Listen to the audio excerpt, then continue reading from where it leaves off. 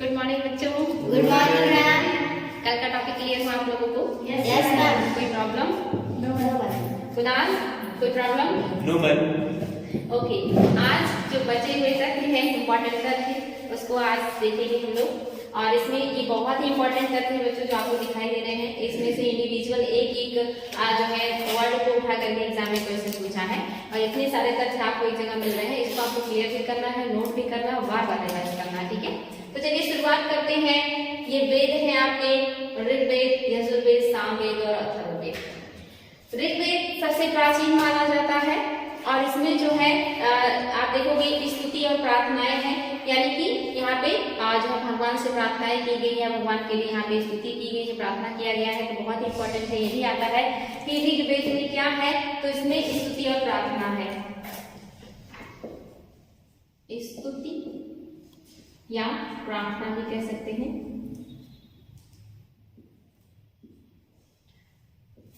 प्रार्थना है, स्तुति और प्रार्थना है ऋग्वेद में। यजुर्वेद जो है ये यज्ञ से संबंधित है, यज्ञ से संबंधित विधि विधान है। इसमें संबंधित विधि विधान, विधि विधान वेरी वेरी इंपॉर्टेंट। ये भी पूछता है कि ऋग्वेद किससे संबंधित है, तो स्तुति और प्रार्थनाएं हैं, ईश्वर से प्रार्थना किया गया है। और जो आप देखेंगे यजुर्वेद, तो यज्ञ से संबंधित विधि विधान इसमें बताए गए हैं। और सामवेद जो है ये आपके गायन से संबंधित है, सातों स्वरों का उल्लेख यहीं से मिलता है, यानी कि यहाँ पे 7 स्वरों का उल्लेख मिलता है, स्वरों का उल्लेख मिलता है। ये आपके जो है एक तरीके से कह सकते हैं संगीत की सबसे प्राचीन ग्रंथ है। संगीत की उत्पत्ति यहीं से मानी जाती है, सामवेद से ही माना जाता है कि संगीत की उत्पत्ति हुई है। जो सारे गा मा पा धा नी सा जो वर्ड है, 7 वर्ड, 7 स्वरों का जैसे उत्पत्ति होता है, ये सामवेद से भी दिया गया है। और एक पॉइंट और भी बहुत इंपॉर्टेंट है कि जो सामवेद है ये ऋग्वेद पर आधारित है। इसके ज्यादातर जो श्लोक है ये ऋग्वेद से लिए गए हैं। ये भी एग्जाम में क्वेश्चन आया है कि कौन से वेद के सबसे ज्यादातर जो श्लोक है वो ऋग्वेद से लिए गए हैं, तो सामवेद। या फिर ये पूछेगा कि ऋग्वेद पर कौन सा वेद आधारित है, तो सामवेद, ठीक है? वेरी वेरी इंपॉर्टेंट, आप लोगों को याद होना चाहिए। और जो चौथा है वो अथर्ववेद है। इसमें इसको सबसे निम्न कोटि का माना जाता है, क्योंकि इसमें यज्ञ से संबंधित कोई भी चीज नहीं है, बल्कि इसमें क्या है, चिकित्सा है। लेकिन ये भी इंपॉर्टेंट है, पूछता है कि इसमें किसका उल्लेख है, तो चिकित्सा का उल्लेख है। जादू, टोना, वशीकरण,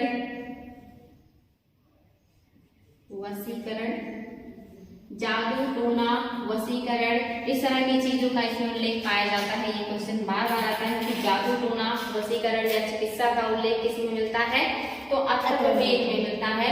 ये तथ्य आप लोगों को बिल्कुल याद होने चाहिए। शुरुआत का ऋग्वेद, यजुर्वेद और सामवेद, इन तीनों को मिला करके वेद त्रयी कहा जाता है। ये तीनों क्या है, वेद त्रयी, ये वेद त्रयी कहलाते हैं। वेरी वेरी इंपॉर्टेंट, बार बार एग्जाम में क्वेश्चन बनता है कि किस वेद को वेद त्रयी कहते हैं, तो ऋग्वेद, यजुर्वेद और सामवेद को मिला करके वेद त्रयी कहा जाता है। अथर्ववेद को वेद त्रयी में शामिल नहीं किया जाता है। बहुत ही इंपॉर्टेंट है ये इतना क्लियर है तो याद रहेगा।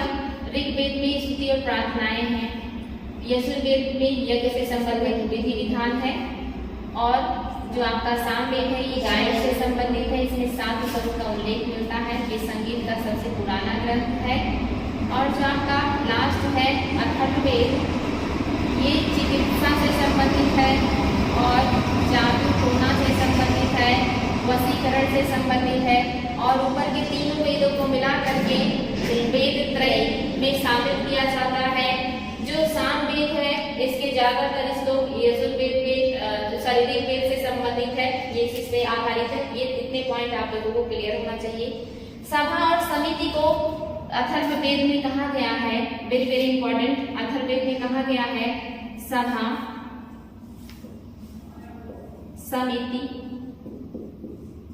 प्रजापति की 2 पुत्रियां हैं, प्रजापति की 2 पुत्रियां हैं, 2 पुत्रियां हैं। वेरी वेरी इंपॉर्टेंट, बार एग्जाम में क्वेश्चन आता है कि सभा समिति प्रजापति की 2 पुत्रियां हैं, इस बात का उल्लेख किस वेद में है? तो ये अथर्ववेद में इस बात का उल्लेख है कि जो सभा और समिति है वो प्रजापति की 2 पुत्रियां हैं। ठीक है, वेरी वेरी इंपॉर्टेंट, करते चलिए बच्चों। और बार रिवीजन करना है, बिना रिवीजन याद नहीं होता है। ये सारे तथ्य बहुत ही इंपॉर्टेंट है, ये चाहे वनडे एग्जाम्स हो या ISSS जैसे एग्जाम्स हो, क्वेश्चन आते हैं। इससे संबंधित कुछ ब्राह्मण है। मैंने आपको बताया था कि इन वेदों की रचना संस्कृत भाषा में हुई है और वो भी आदि संस्कृत में हुई है, यानी कि वो जो संस्कृत था काफी टफ था, काफी हार्ड था। तो इन ग्रंथों को स्टडी करके ब्राह्मणों ने इसको आसान भाषा में जो जिन ग्रंथों को लिखा उन ग्रंथों का नाम उन्हीं ब्राह्मणों के नाम पे रख दिया गया, यानी कि ये सारे ग्रंथ हैं और ये ब्राह्मण ग्रंथ हैं और जिन ब्राह्मणों के द्वारा इसे लिखा गया था उन्हीं के नाम पे इन जो है ग्रंथों का नाम रख दिया गया, इसीलिए हम इसे कहते हैं। जैसे ऋग्वेद से संबंधित जो ब्राह्मण है वो तैत्तिरीय और कौशिकी है, एग्जाम में आता है। ये कूट मिलाने के लिए बहुत ज्यादा आता है, चारों वेद दिए रहेंगे और दूसरी तरफ ये ब्राह्मण होंगे और आपसे कहा जाएगा कि सही कूट कौन सा है या कौन सा सही मैच नहीं है, या आप कूट को मैच करके सही आंसर को बताएं। तो ऋग्वेद से संबंधित जो ब्राह्मण है वो तैत्तिरीय और कौशिकी है। यजुर्वेद से जो संबंधित ब्राह्मण है वो तैत्तिरीय और शतपथ है, शतपथ। और सामवेद से जो संबंधित है वो पंचविंश है और इसको कहा जाता है तांड्य ब्राह्मण भी इसको कहा जाता है। और अथर्ववेद का जो ब्राह्मण है वो गोपथ है। ठीक है, अथर्ववेद का ब्राह्मण गोपथ है। इतना आप लोगों को क्लियर हो गया। इसके अलावा मैंने आपको बताया था कि इनको वाचन करने वाले पुरोहित भी हैं। जैसे ऋग्वेद को जो वाचन करता है वो कौन है? होता। नोट करते चलेंगे बच्चे, होता या होत्री। होता या होत्री नामक जो पुरोहित है वो ऋग्वेद का वाचन करता है। यजुर्वेद का जो वाचन करता है वो कौन है बच्चे? अर्धवर्णी।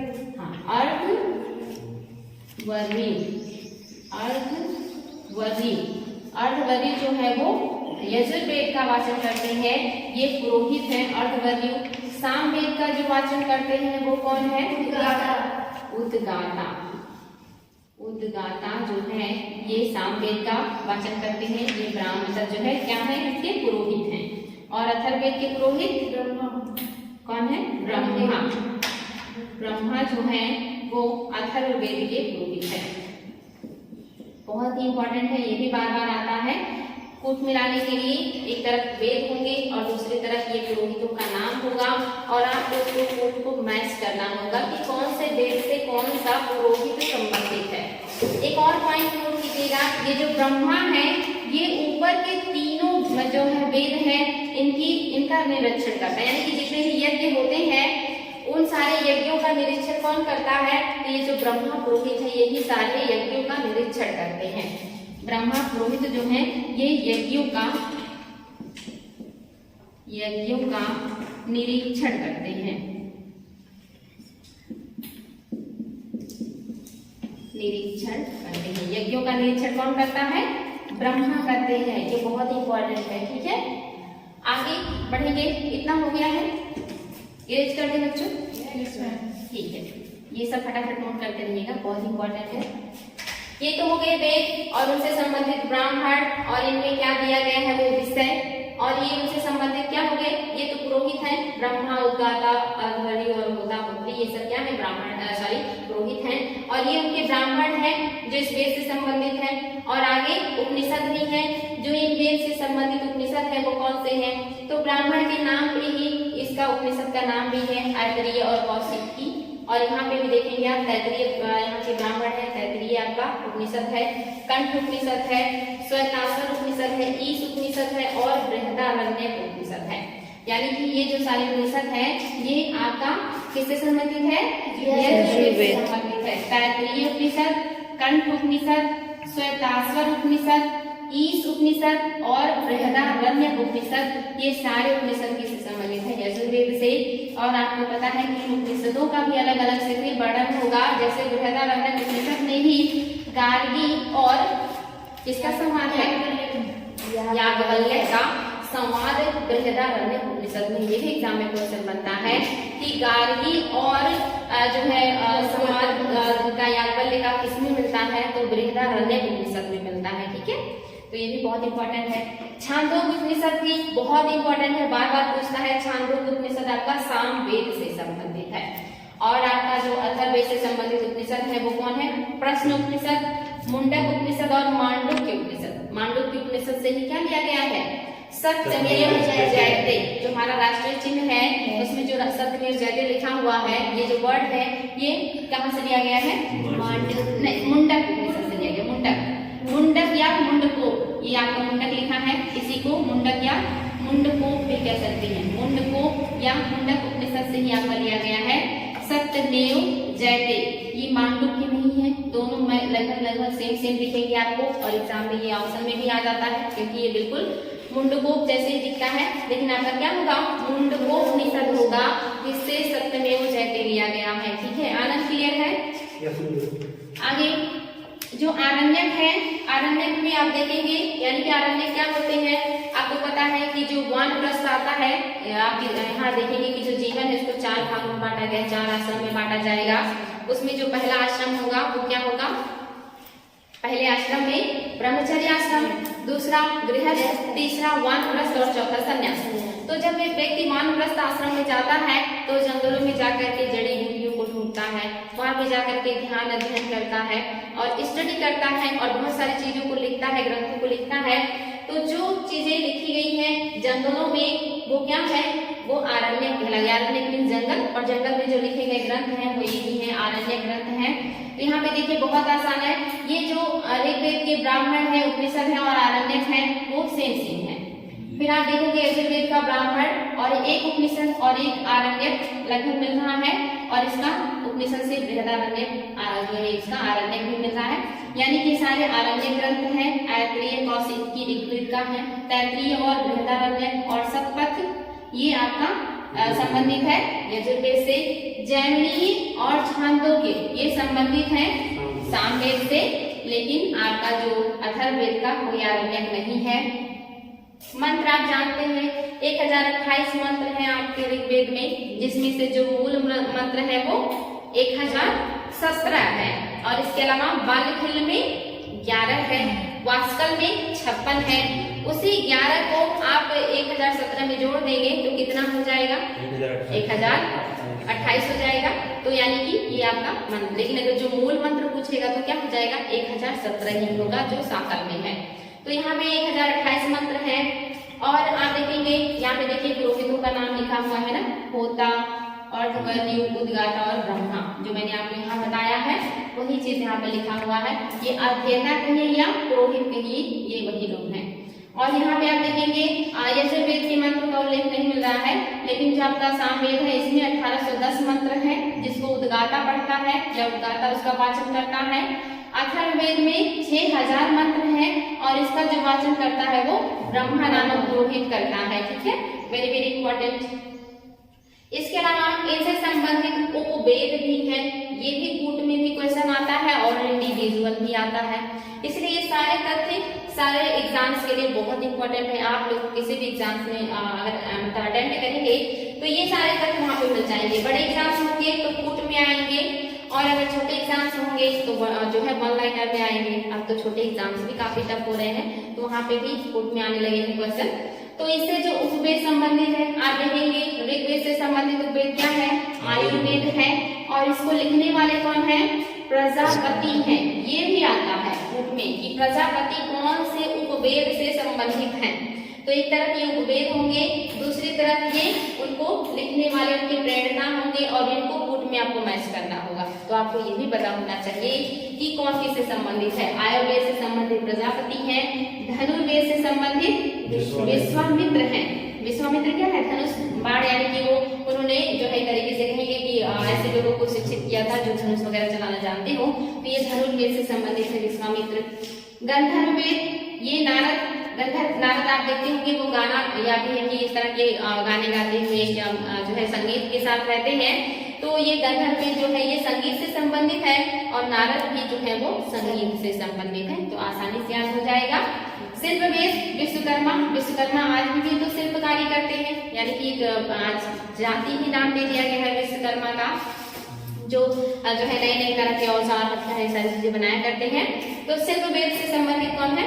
विश्वकर्मा है। बहुत आसानी से याद हो जाएगा, शिल्प से विश्वकर्मा संबंधित है, गंधर्व वेद से नारद संबंधित है, और जो धनुर्वेद वेद है इससे संबंधित है विश्वामित्र, और जो आयुर्वेद उपवेद है इससे संबंधित है प्रजापति। ठीक है बच्चों, इतना सारा तथ्य है जो एग्जाम में बार बार क्वेश्चन बनता है, बच्चे कंफ्यूज हो जाते हैं क्योंकि ये सारे तथ्य क्लियर नहीं होते।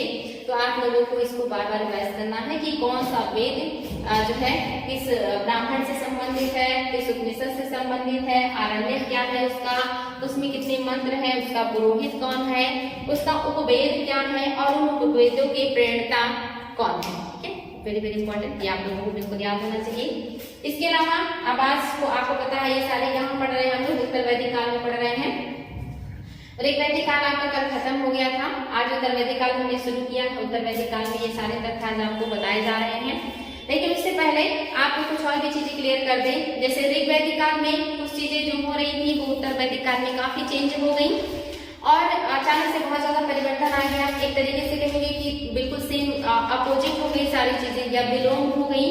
तो वो कौन सी चीजें हैं जो ऋग वैदिक काल में थी लेकिन उत्तर वैदिक काल में उनका स्वरूप बदल गया, तो वो चीजें आप लोगों को क्लियर होना चाहिए। अगर आप ऋग्वेद में इसको क्लियर कर लेते हैं तो आप उसको तुरंत समझ जाएंगे कि इसका सेम अपोजिट उत्तर वैदिक काल में हो जाएगा, तो आपको रटना नहीं पड़ेगा। यानी कि एक काल का तथ्य आपने पढ़ लिया और उसका सेम अपोजिट आपने समझ लिया कि उत्तर वैदिक काल में उसका सेम उल्टा हो गया था, तो आसानी से आपको सारी चीजें याद हो जाएगी। बहुत ही समझदारी से, बहुत ही जो समझते हैं करेंगे तो बहुत आसानी से याद हो जाएगा, आपको ज्यादा मेहनत करना नहीं पड़ेगा। ठीक है आनंद, बिल्कुल। देखिए इसमें आप देखेंगे ऋग वैदिक काल में जो सूद पर पैसा देने वाले होते थे उनको व्यंकनाट कहा जाता था। ठीक है बच्चों, जो सूद पर पैसा देते थे उनको क्या कहा जाता था? व्यंकनाट कहा जाता था ऋग वैदिक काल में। लेकिन जब उत्तर वैदिक काल में आएंगे तो इस काल में जो सूद पे पैसा देने वाला व्यक्ति है उसको उसीरिन कहा जाने लगा। ये भी इम्पोर्टेंट है, एग्जाम में आया है कि ऋग्वेद में जो सूद पे पैसा देता है या ऋग वैदिक काल में जो सूद पर पैसा देता है उसको क्या कहते थे? व्यंकनाट। और उत्तर वैदिक काल में जो सूद पर पैसा देता था उसे क्या कहते थे? तो उसीरिन कहते थे। नेक्स्ट जो वर्ड है निष्क, वेरी वेरी इंपॉर्टेंट, निष्क। ऋग वैदिक काल में निष्क जो है सोने का गले का आभूषण है, ये गले में धारण करने वाला सोने का आभूषण है निष्क। लेकिन उत्तर वैदिक काल में ये क्या हो गया? सोने का सिक्का हो गया, सोने का क्वाइन हो गया। वेरी वेरी इंपॉर्टेंट, बच्चे इसमें कंफ्यूज हो जाते हैं लेकिन आपको बिल्कुल कंफ्यूज नहीं होना है। ऋग वैदिक काल में निष्क गले का सोने का आभूषण है, उत्तर वैदिक काल में ये सोने का सिक्का हो गया है। और नेक्स्ट है जो आपका तीसरे नंबर का है, इसमें क्या है? बलि। ये बलि वर्ड भी बहुत इंपॉर्टेंट है, बार बार एग्जाम में क्वेश्चन पूछता है। ऋग वैदिक काल में बलि जो है स्वेच्छा से दिया जाने वाला राजा को उपहार है, यानी कि जनता राजा को स्वेच्छा से जो भी उसके पास होता था वो उपहार के स्वरूप राजा को देती थी, उसको बलि कहा जाता था ऋग वैदिक काल में। लेकिन उत्तर वैदिक काल में जो बलि है ये क्या हो गया? ये कर के रूप में हो गया, वो भी बाध्यकारी, नियमित कर हो गया और जनता के ऊपर बाध्यकारी हो गया कि उन्हें कर देना ही पड़ेगा। यानी कि ये बाध्यकारी कर है, यहाँ पे स्वेच्छा से देने वाली बात नहीं है, बाध्यकारी कर हो गया है बलि। ठीक है, जो चौथा वर्ड है वो है जो यहाँ का समाज है वो क्या है? लोकतंत्रात्मक समाज है। ऋग वैदिक काल में आप देखेंगे जो समाज है वो क्या है? लोकतंत्रात्मक है, यानी कि जो समाज में महत्वपूर्ण निर्णय होते थे उसमें सारी जनता की भागीदारी होती थी। जो शासक होता था वो वंशानुगत नहीं होता था, बल्कि उसको चुना जाता था, उसको जनता चुनती थी, लोगों का उसमें निर्णय होता था। जो कबीले में सबसे शक्तिशाली होता था, कबीले का अच्छे से जो है देखभाल कर सकता था या उसको सुरक्षा दे सकता था, ऐसे ही व्यक्ति को बनाया जाता था शासक। तो साम्राज्य क्या है? शासन कैसा था? लोकतंत्रात्मक था, सभी लोगों की भागीदारी थी। लेकिन जैसे उत्तर वैदिक काल में आप देखोगे आएगा टाइम, वहां पे दिखेगा कि ये जो समाज है क्या हो गया? राजतंत्रात्मक हो गया। समाज यहाँ पे राजतंत्रात्मक हो गया, यानी कि जो राजा है उसका जो मतलब नियुक्ति होगी वो क्या होगी? वंश परंपरा पे आधारित हो गई, वंश परंपरा पर आधारित हो गई, यानी कि अब जो है राजा को नियुक्त करने के लिए जनता नहीं होगी, बल्कि राजा के उनके ज्येष्ठ पुत्र और फिर उनके ज्येष्ठ पुत्र वंश परंपरा के अकॉर्डिंग राजा बनते रहेंगे। यहाँ पे जो है ये समाज राजतंत्रात्मक हो गया। नेक्स्ट जो है यहाँ पे जो युद्ध होते थे, ऋग्वैदिक काल में जो युद्ध होते थे वो पशुओं के लिए और चारागाहों के लिए होते थे, क्योंकि इस काल में जो पशु होते थे उन्हीं को संपत्ति माना जाता था, उन्हीं के लिए युद्ध होता था। जिसके पास जितने ज्यादा पशु होते थे उसको उतना ज्यादा धनवान और समाज में उसको उतना ज्यादा सम्मान मिलता था। इसीलिए यहाँ पे जो युद्ध होते थे वो चारागाहों के लिए और पशुओं के लिए होते थे। मेनली जो होता था वो पशु के लिए होता था, और पशुओं को चराने के लिए चारागाह की जरूरत होती है, तो चारागाहों के लिए भी होता था। लेकिन उत्तर वैदिक काल में आप देखेंगे कि जो युद्ध है वो जमीन के लिए होने लगा, वो लैंड के लिए होने लगा, वो क्षेत्र विस्तार के लिए होने लगा। अब यहाँ पे पशु जो है, जो यहाँ पे मेन थे, यहाँ पे गॉड हो गए, यहाँ पे जमीन जो है वो मुख्य स्थिति में आ गई, यानी कि जो युद्ध होने लगे जमीन के लिए होने लगे। इसके अलावा आगे कुछ करते हैं, इसको आप लोगों को अपनी बताते चलेंगे ताकि आप लोगों का क्लियर हो जाए सब, क्योंकि ये बहुत एग्जाम में आता है क्वेश्चन और बच्चे वहाँ पे बहुत ज्यादा कंफ्यूज हो जाते हैं। जैसे आप देखेंगे ऋग्वैदिक काल में महिलाओं की स्थिति कैसी थी? बहुत अच्छी थी। या यहाँ का जो समाज है वो क्या है? समता मूलक समाज है, समता मूलक समाज। लेकिन उत्तर वैदिक काल में क्या हो जाएगा? समाज में कुरीतियां आ जाएंगी, यानी कि एक तरीके से कहेंगे सबके बीच समानता नहीं रहेगा। ये समता मूलक समाज यहाँ पे टूट जाएगा, ये समानता खत्म हो जाएगी, यानी कि यहाँ पे क्या हो गया? समाज में अब समानता नहीं रही, समानता नहीं रही। ब्राह्मण प्रभावशाली हो गए, या ब्राह्मण वर्ग प्रभावशाली हो गया, प्रभावशाली हो गया। इस काल में जो वर्ण व्यवस्था है वो क्या है? किस पे आधारित है? कर्म आधारित है। वर्ण व्यवस्था कर्म आधारित है। मैंने आपको बताया भी था कि यहाँ पे व्यक्ति किसी भी वर्ण में जा सकता था अपने कर्म के आधार पे, अपने रुचि के आधार पे। लेकिन उत्तर वैदिक काल में क्या हो गया? अपोजिट हो गया। जो वर्ण व्यवस्था है ये जाति आधारित हो गई, यानी कि जो जिस जाति का है वो उसी में रहेगा, उसी वर्ण का कहलाएगा, वो अपना वर्ण चेंज नहीं कर सकता है। महिलाओं की स्थिति यहाँ पे क्या है? अच्छी है, बिल्कुल बहुत अच्छी है। महिलाओं की स्थिति अच्छी थी ऋग्वैदिक काल में, लेकिन उत्तर वैदिक काल में क्या हो गया? खराब हो गया। महिलाओं की स्थिति अच्छी थी, लेकिन इस काल में महिलाओं की स्थिति में हरासमेंट आया। क्या क्या यहाँ पे चेंज आए? महिलाओं के कौन कौन से अधिकार खत्म कर दिए गए? बताइए बच्चों। पहले उन्हें वेदों को पढ़ने का अधिकार था, हाँ, और परंतु उत्तर वैदिक काल में ये अधिकार उनसे छीन लिया गया। हाँ, और उन्हें सभाओं में भाग लेने का अधिकार था। इस काल की जो महिलाएं हैं उनका उपनयन संस्कार होता था। उपनयन संस्कार क्या होता है? शिक्षा अध्ययन का अधिकार होता था। उपनयन संस्कार होता था। विगत या सभा जैसे संस्थाओं में ये भाग ले सकती थी, डिस्कशन कर सकती थी, ये अपनी मर्जी से विवाह कर सकती थी। विवाह ना करना चाहे तो आजीवन बिना विवाह किए रह सकती थी। पिता की संपत्ति में इनको अधिकार प्राप्त होता था। लेकिन इस काल में क्या हो गया? महिलाओं को शिक्षाधिकार का अधिकार खत्म कर दिया गया। ये किसी सभा समिति में बैठ नहीं सकती, डिस्कशन नहीं कर सकती, और यहाँ पे वो अपनी मर्जी से शादी नहीं कर सकती। और यहाँ पे शादी को भी क्या कर दिया गया?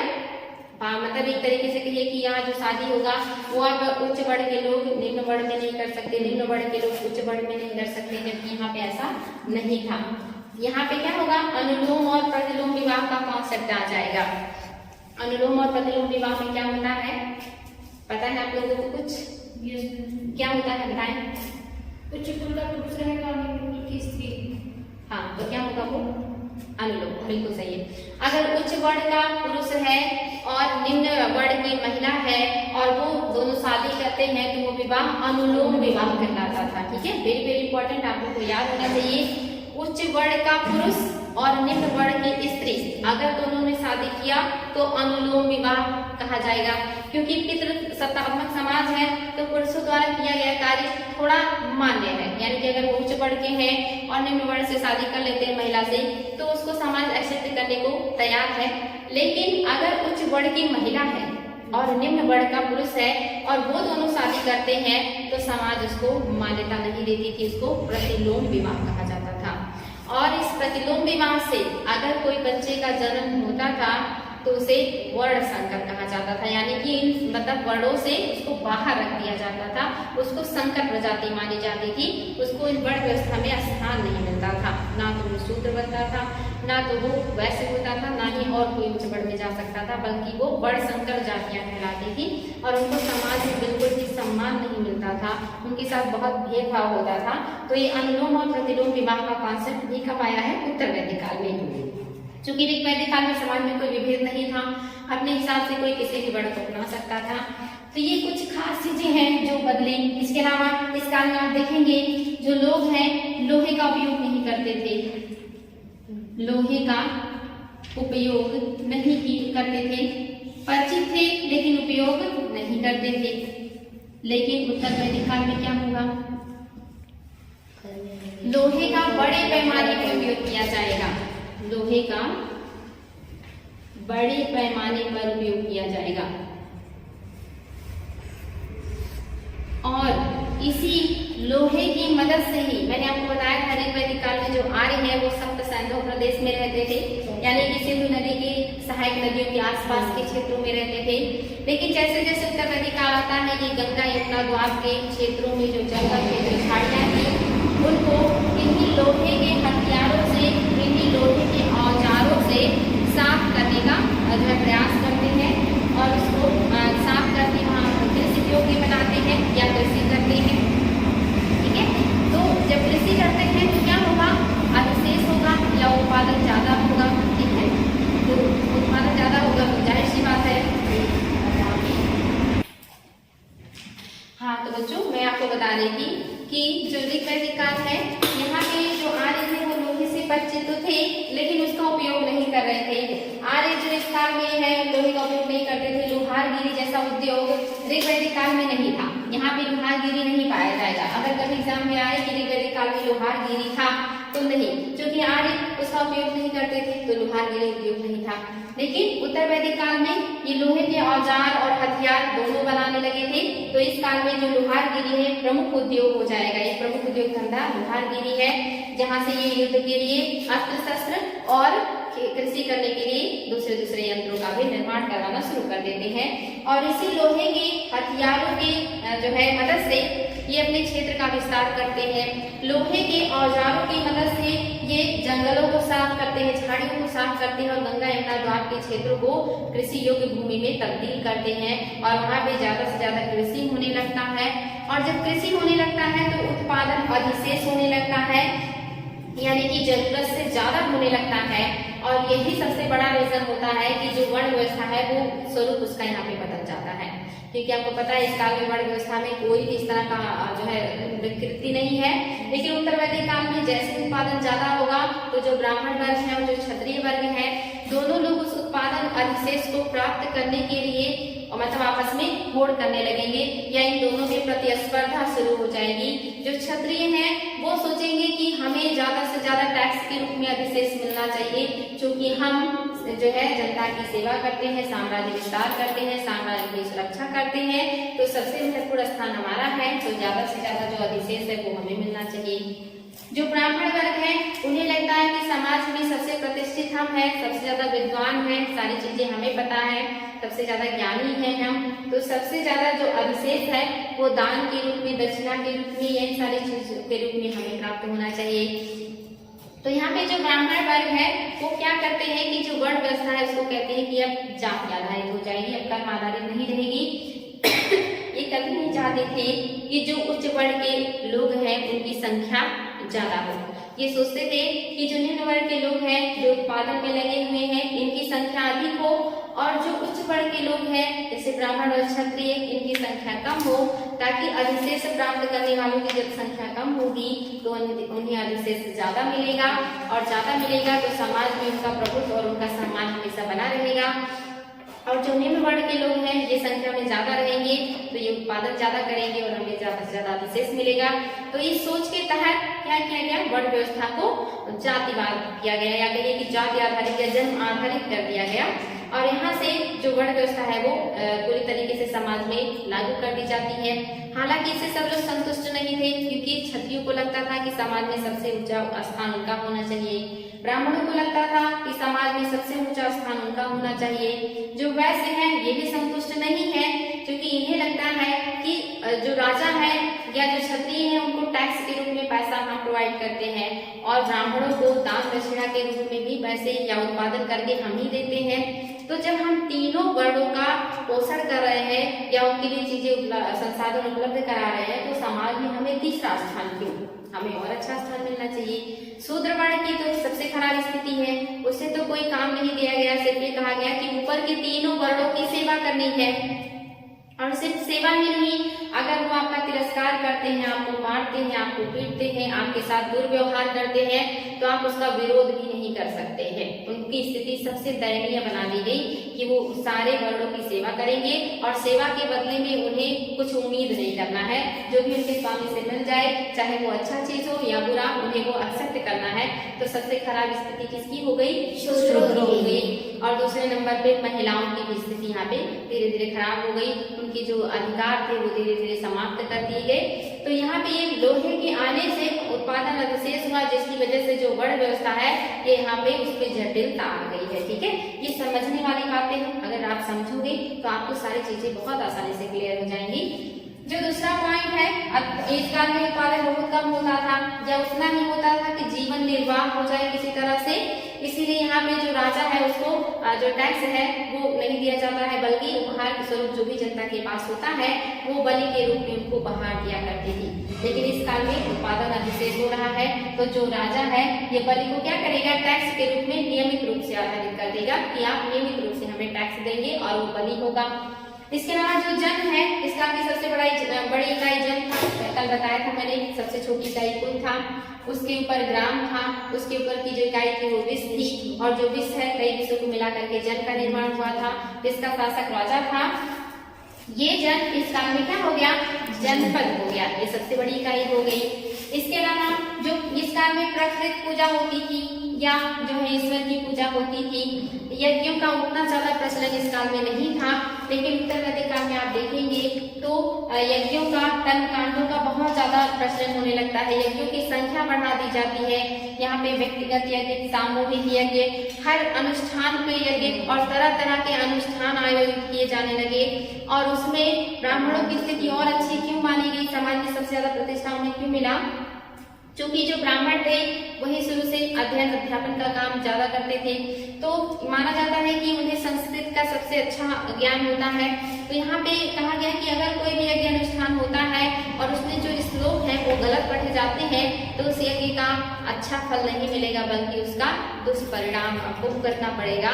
तो इस डर से भी लोग क्या करते थे, जो यज्ञ अनुष्ठान होते थे वो ब्राह्मण से करवाते थे, और समाज में ब्राह्मणों को इस वजह से भी महत्वपूर्ण स्थान प्राप्त हो गया था।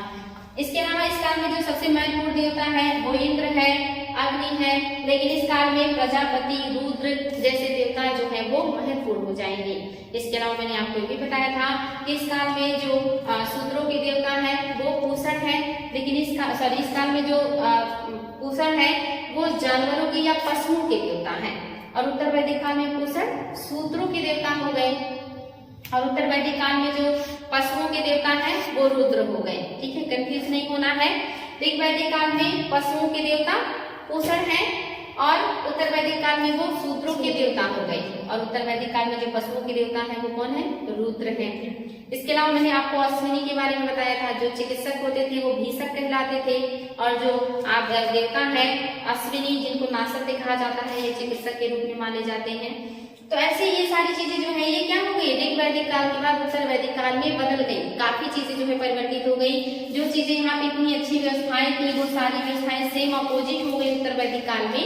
तो आप कंपेयर करके अगर पढ़ेंगे इस काल को उस काल से तो बहुत आसानी से सारी चीजें आपकी क्लियर हो जाएंगी कि कैसी सामाजिक व्यवस्था थी, कैसी राजनीतिक व्यवस्था थी, आर्थिक जीवन में क्या परिवर्तन आए हैं, सामाजिक जीवन वहाँ का कैसा था, किसकी स्थिति समाज में अच्छी थी और किसकी स्थिति समाज में अच्छी नहीं थी। ठीक है, तो ये सारी चीजें क्लियर है बच्चों। Yes ma'am. यहाँ अगर कोई कंफ्यूजन है तो क्वेश्चन कर सकते हैं। कुणाल, आनंद, क्लियर है? यहाँ पे देखिए उत्तर वैदिक काल में जो राजा है और जो पुरोहित वर्ग है दोनों में कंपटीशन चल रहा है। पुरोहित तरह तरह के यज्ञ अनुष्ठानों की बातें करने लगे हैं और राजा क्षेत्र विस्तार की बात कर रहे हैं। तो यहाँ पे जो राजा है अलग अलग दिशाओं में अलग अलग नाम से जाने जाते हैं। ये भी बहुत इंपॉर्टेंट है। दिशा और राजा को दे देता है कूट में मिलाने के लिए और वहाँ पे आपको कूट मैच करना होगा राजा का कि कौन से दिशा में कौन सा राजा होता था। तो जैसे आप देखेंगे जो मध्य में पाया जाता था वो राजा कहलाता था और ये राजसूय यज्ञ करता था। ये भी इंपॉर्टेंट है कि कौन सा राजा कौन सा यज्ञ करता था। तो जो मध्य क्षेत्र का होता था शासक वो राजा कहलाता था और वो राजसूय यज्ञ करता था। जो उत्तर क्षेत्र का या उत्तर दिशा का राजा होता था वो विराट कहलाता था और वो पुरुष मेध यज्ञ करता था। उत्तर दिशा का शासक विराट और वो पुरुष मेध यज्ञ करता था। पश्चिम दिशा का जो शासक होता था वो स्वराट होता था और स्वराट अश्वमेध यज्ञ करता था। पूर्व दिशा का जो शासक होता था वो सम्राट कहलाता था और सम्राट वाजपेय यज्ञ करता था। यानी कि जो पूर्व दिशा का शासक है वो क्या कहलाएगा?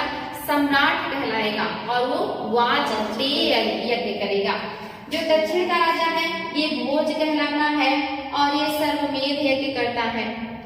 जो इन चारों दिशाओं को जीत लेता है वो राजा सर्वराट या एक राट कहलाता है। सर्वराट या एक राट यानी कि सारी दिशाओं को जीतने वाला, एक छत्र साम्राज्य स्थापित करने वाला एक राट या सर्वराट कहलाता था। ठीक है बच्चों, ये याद होना चाहिए कि मध्य का जो शासक है राजा होगा, पूर्व का जो राजा है वो सम्राट होगा, मध्य का राजा जो है वो राजसूय यज्ञ करेगा, पूर्व का जो सम्राट है वो वाजपेय यज्ञ करेगा, उत्तर का राजा विराट है ये कौन सा यज्ञ करेगा? पुरुष मेध यज्ञ करेगा और पश्चिम का स्वराट है ये अश्वमेध यज्ञ करेगा। दक्षिण का राजा भोज है जो सर्वमेध यज्ञ करेगा और इन सारी दिशाओं को जीत करके जो एक छत्र साम्राज्य की स्थापना कर ले वो सर्वराट या एक राट कहलाता है। ठीक है, यहाँ तक क्लियर है बच्चों? Yes ma'am. और कोई दिक्कत? अगर कुछ नहीं समझ में आएगा तो आप लोग कमेंट बॉक्स में भी क्वेश्चन कर सकते हैं। आप तो डेली क्लास में मिलते हैं, जो बच्चे नहीं है वो बच्चे कमेंट बॉक्स में क्वेश्चन जरूर करें, सारे क्वेश्चन के जवाब आप लोगों को दिए जाएंगे। तो आज के लिए रहने देना। Yes ma'am. ओके बच्चों, thank you. Thank you ma'am.